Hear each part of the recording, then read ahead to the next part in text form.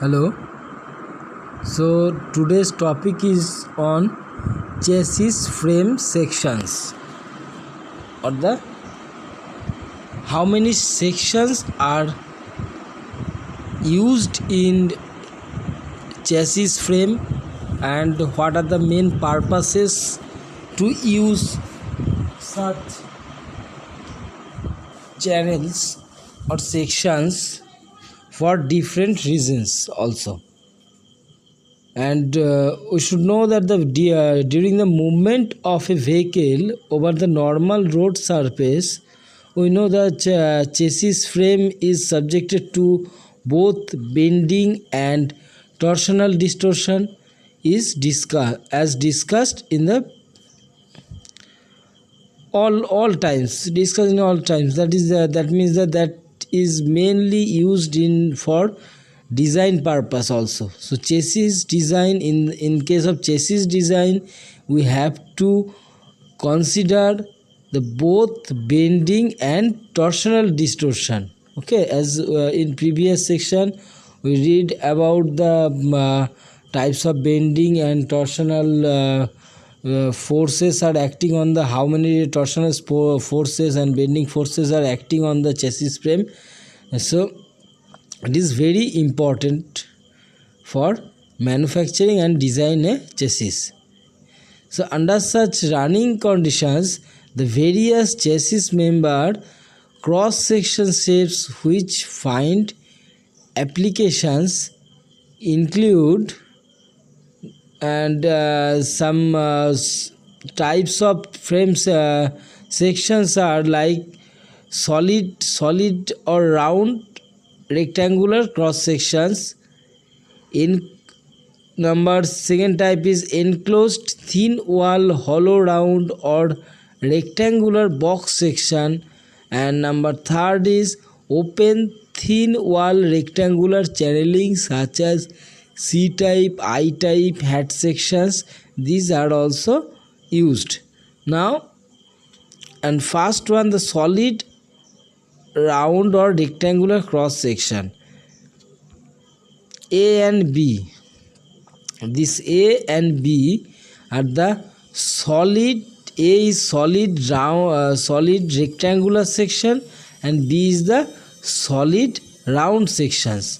Okay, these two types of chassis frames are the solid type, round or rectangular. Next is enclosed thin wall hollow. This is C and D.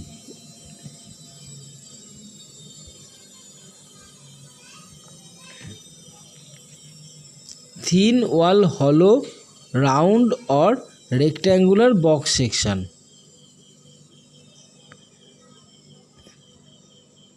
This one C, D, F. These are the hollow rectangular or round section. Such kind of chassis C, D and F. Such kind of chassis are also chassis frames are also used to manufacture a vehicle. Now next is C type, I type, or hat sections like that.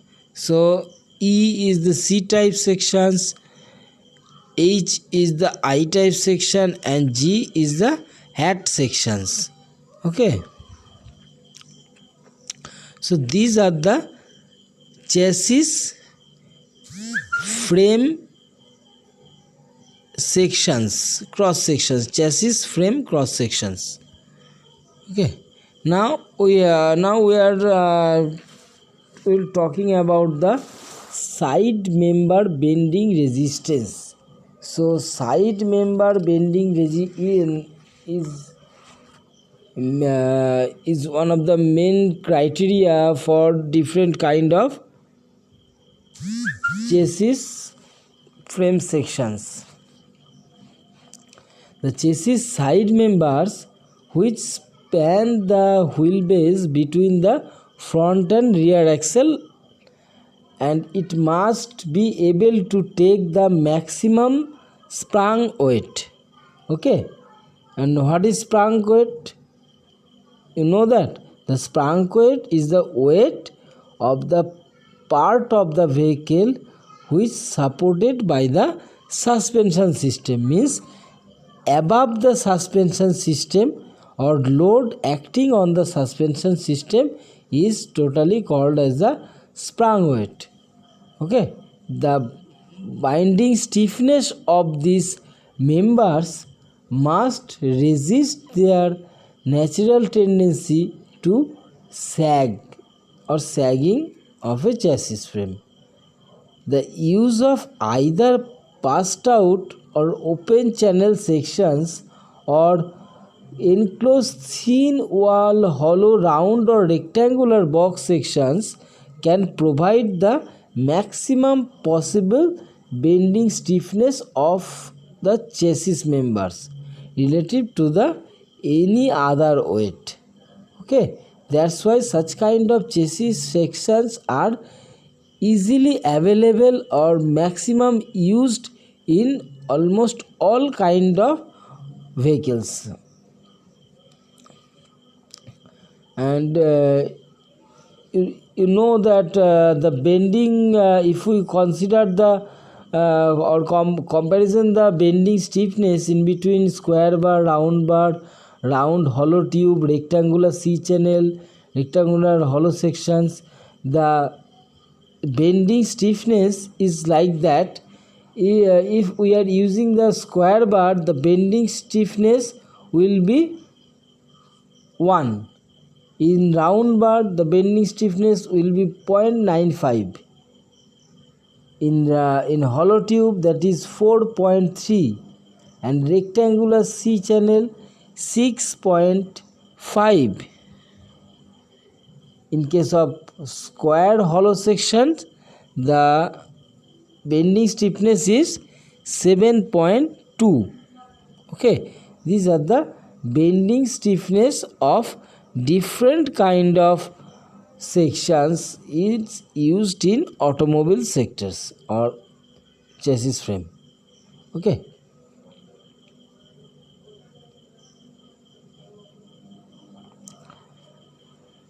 and how it works, if we consider a 4 mm thick C section channels having a ratio of channel wave depth of flange width of about 3:1 are usually used as a chassis side members. This provides a bending resistance of 15 times greater than that of a solid square sections with the same cross-sectional area.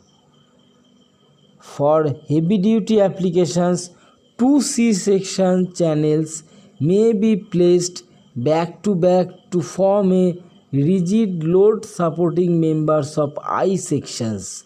That means, if we consider this two C channel in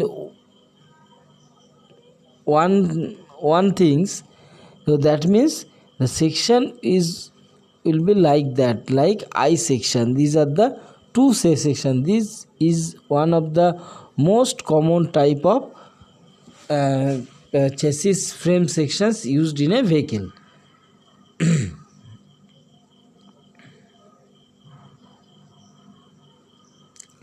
And it provides the additional strength and support for an existing chassis over highly loaded regions.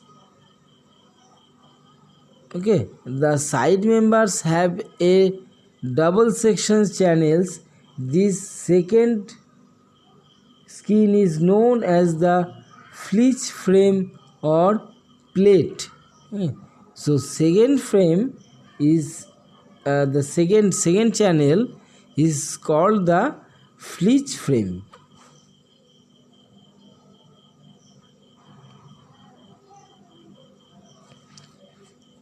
So these are the chassis frame sections, and The advantage of using channel sections over the hollow tube due to the high torsional stiffness, and the chassis frame, however, is not designed for complete rigidity but for the combination of the both strength and flexibility for different kind of vehicles.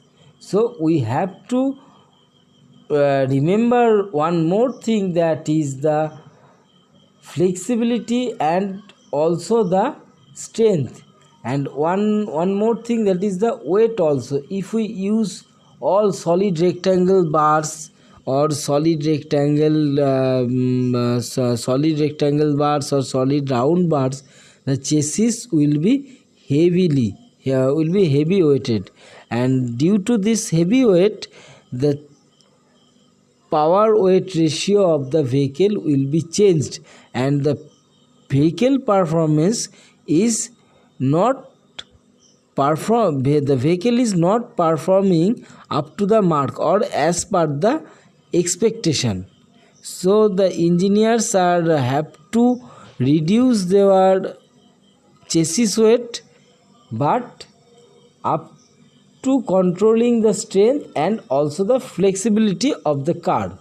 This is the main important thing of the chassis frame sections. Okay, so these are the chassis frame sections. Now in next topic I will discuss about the chassis frame design. Okay, thank you.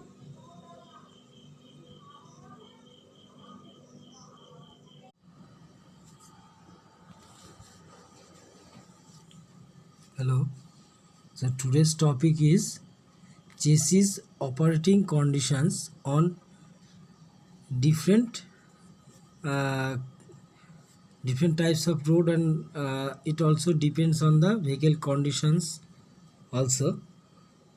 The design of an automobile chassis is required to understanding the kind of chassis conditions is likely to face on the road. That is the main reason.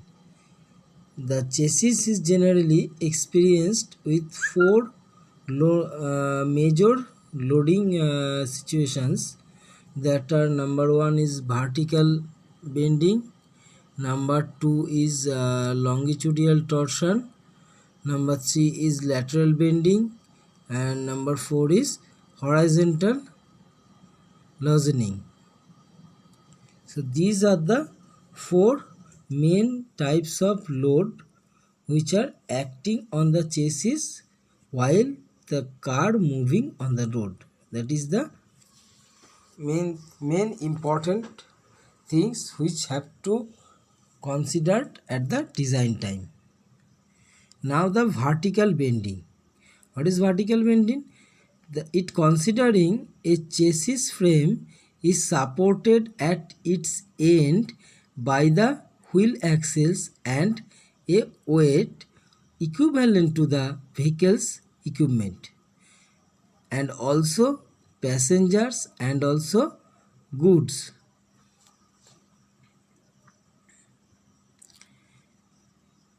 This kind of load which are acting on the mainly middle portion of the wheelbase. We know the wheelbase. Wheelbase means the distance between front axle, to rear axle center point, that is known as the wheelbase. So these loads are mainly concentrated at the middle portion of the wheelbase. The side members are subjected to vertical bending, causing them to sag in the central region. So central region is the main portion of the vertical bending. Now the longitudinal torsion. What is longitudinal torsion? This is the figure of longitudinal torsion.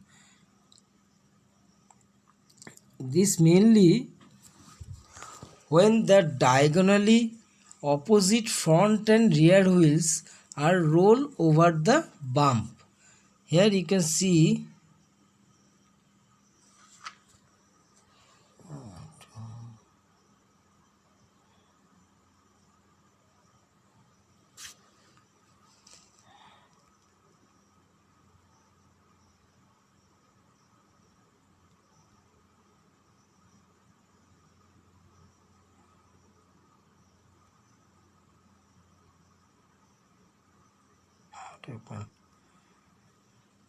So this diagonally two wheels, one is here and another is here, this wheel. Okay, I am talking about these two wheels which are diagonally situated. Now, when the diagonally opposite front and rear road wheels roll over and over the bumps, simultaneously the two ends of the chassis are twisted in opposite direction. Okay,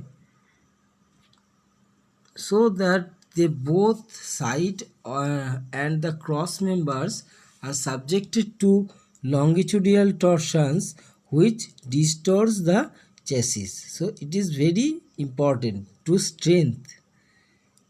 improve the strength of a chassis. Now the lateral bending. This is the figure of lateral bending. The chassis is exposed to lateral side force that may due to the chamber of the road. Okay, so that means the chassis is opposed lateral.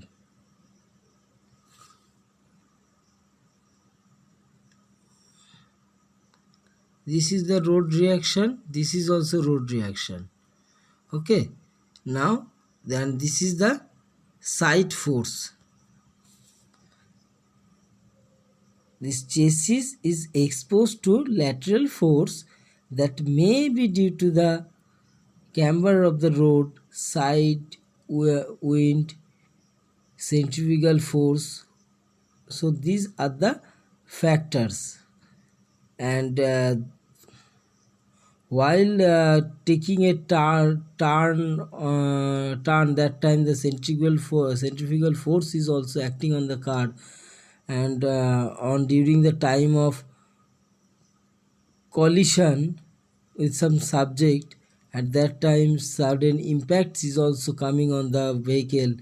So such kind of impact force are mainly the causes of the lateral bending. So this lateral bending is due to mainly the lateral force which are acting on the cars and also the road wheels. Now the horizontal loosening. This is the loosening figure. A chassis frame, if it is forward or backward, is continuously subjected to the wheel impacts with the road obstacles such as road joints, potholes, bad road conditions, road humps, curves, etc., etc., etc., while other wheels produce the propelling thrust. So that is the main problem or the main thing. These conditions cause the rectangular chassis frame to distort a parallelogram shape. So the rectangular chassis will be now the parallelogram shape. So that is also the main chassis designing criteria also, and this shape change is known as the loosening of a chassis. Okay, so these are the chassis operating conditions of a vehicle. So these things should be remembered for at the time of designing. These four loads are have to be calculated before designing the chassis or the chassis components. Okay. Okay,